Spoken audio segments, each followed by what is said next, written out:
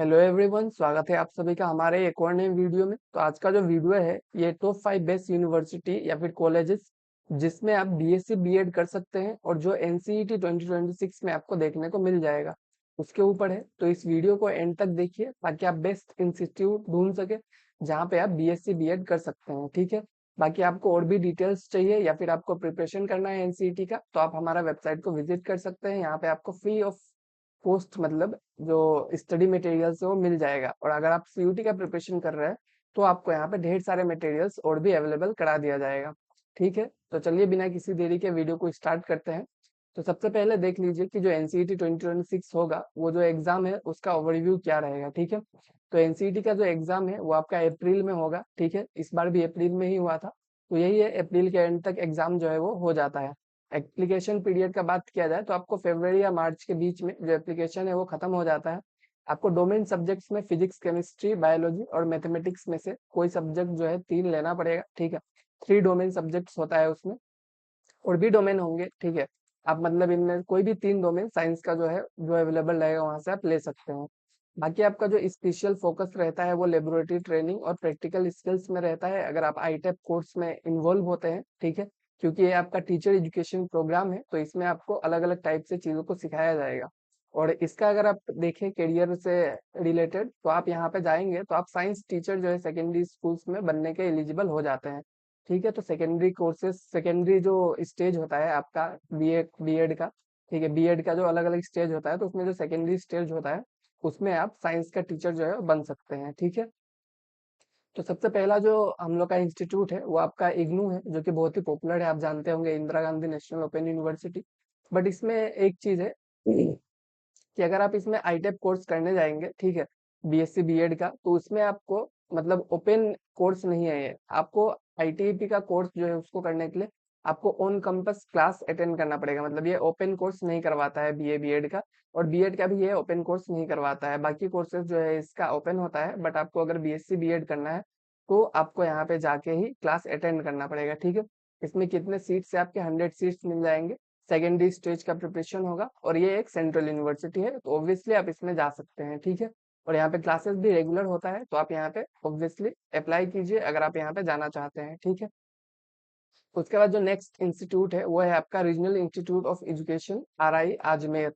तो ये आप ऑल ओवर इंडिया से यहाँ पे अप्लाई नहीं कर सकते हैं। ठीक है, मतलब आप यहाँ पे नहीं जा सकते हैं।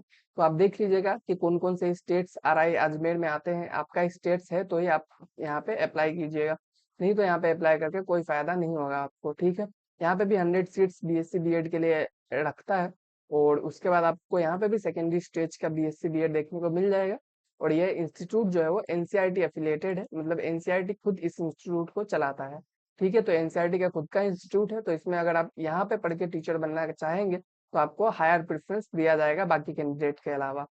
इसके अलावा जो हमारा नेक्स्ट इंस्टीट्यूट है वो है आरआई भोपाल। ठीक है, आरआई भोपाल जो है इसमें कौन कौन सा स्टेट्स आता है वो आप देख लीजिएगा। तो आरआई भोपाल में भी कुछ स्टेट्स होंगे, ये भी एक रीजनल इंस्टीट्यूट है तो इसमें भी आप ऑल ओवर इंडिया से अप्लाई नहीं कर सकते हैं। इसमें भी आपको 100 सीट्स देखने को मिल जाएगा, सेकेंडरी स्टेज का जो बीएससी बीएड प्रोग्राम आपको मिलेगा, और ये भी एक एनसीईआरटी एफिलिएटेड इंस्टीट्यूट है। ठीक है, तो आप यहाँ पे भी अप्लाई कीजिए अगर आपका स्टेट के अंदर ये आ रहा है, मतलब आरआई भोपाल के अंदर अगर आपका स्टेट है तो आप यहाँ पे ऑब्वियसली अप्लाई कीजिए। नहीं तो आप दूसरा आरआई, मतलब हर स्टेट के लिए कोई ना कोई एक आरआई अलॉटेड है, तो आप अपना स्टेट का आरआई को ढूंढ लीजिए और वहां पे आप अप्लाई कर सकते हैं। ठीक है, इसके बाद अगर देखा जाए तो आपका जो नेक्स्ट इंस्टीट्यूट है वो है IIT, IIT Kharagpur. IIT Kharagpur जो है वहाँ पे बीएससी बीएड कोर्सेज अवेलेबल है, वहाँ पे आपको 50 सीट्स देखने को मिलेगा। ठीक है, आपको अच्छा स्कोर करना पड़ेगा ऑब्वियसली, अगर आपको आईआईटी में जाना है तो आपको 50 सीट्स देखने को मिलेगा। यहाँ पे सेकेंडरी स्टेज का प्रिपरेशन होता है, और ये एक टेक्निकल इंस्टीट्यूट है। और बस आईआईटी खड़गपुर नहीं, और भी बहुत सारे आईआईटी है जहाँ पे बीएससी बीएड देखने को मिलता है और आपको एनसीईटी में मिल जाएगा। तो आप आईआईटी को अपने प्रेफरेंस में रख सकते हैं, जो आपका पास का आईआईटी है उसमें आप जरूर जाइएगा। ठीक है, इसके बाद जो हमारा नेक्स्ट इंस्टीट्यूट है वो है आपका एनआईटी।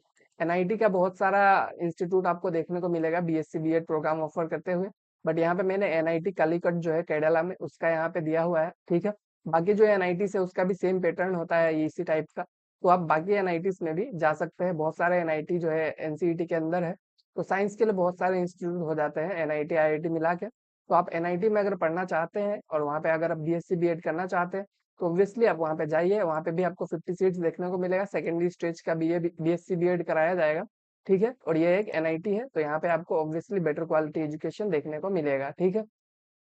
इन सब के अलावा अगर अगर बात किया जाए, ठीक है, कि आपका जो कुछ रिक्वायरमेंट्स है, अगर आप साइंस स्ट्रीम से है तो कुछ आपको डोमेन सब्जेक्ट 3 चूज करना पड़ेगा, ठीक है, फिजिक्स, केमिस्ट्री, बायो, मैथ्स। इसके अलावा अगर कोई डोमेन सब्जेक्ट रहेगा, वहां पे आपको दिख जाएगा। अगर कोई और डोमेन सब्जेक्ट अवेलेबल है तो आप उसमें से भी चूज कर सकते हैं, पर जनरली तो फिजिक्स, केमिस्ट्री, बायोलॉजी, मैथ्स, यही 4 जो मेन सब्जेक्ट्स है, इनमें से ही चूज करना प्रेफरेबल रहता है, आपने जो 12th में पढ़ा है, ताकि आपको ज्यादा प्रिपरेशन ना करना पड़े।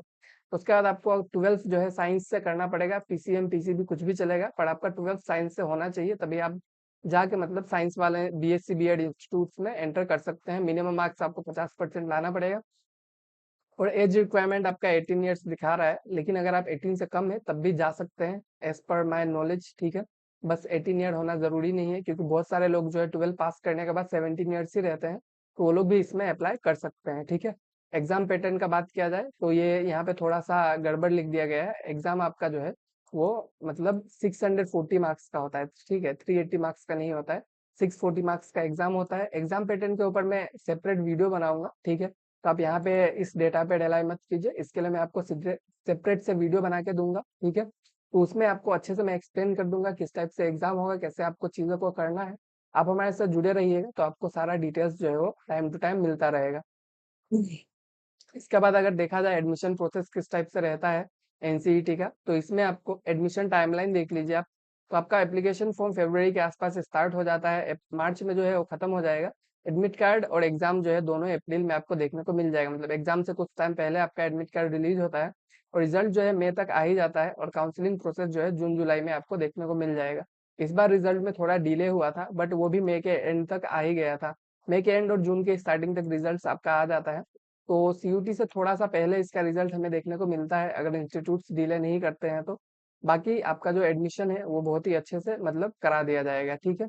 तो आप जो है हमारे साथ जुड़ जाइए, ताकि आपको और भी जो अपडेट्स है वो टाइम टू टाइम मिलता रहे, ठीक है। और अगर आपको और भी डिटेल्स चाहिए, सीयूटी का प्रिपरेशन करना है, एनसीटी का प्रिपरेशन करना है, तो हमारे वेबसाइट को विजिट कीजिए, टेलीग्राम को ज्वाइन कर लीजिए, ताकि आपको वहाँ पे free of cost study materials मिलता रहे। आज के वीडियो में इतना ही। Thank you, thank you.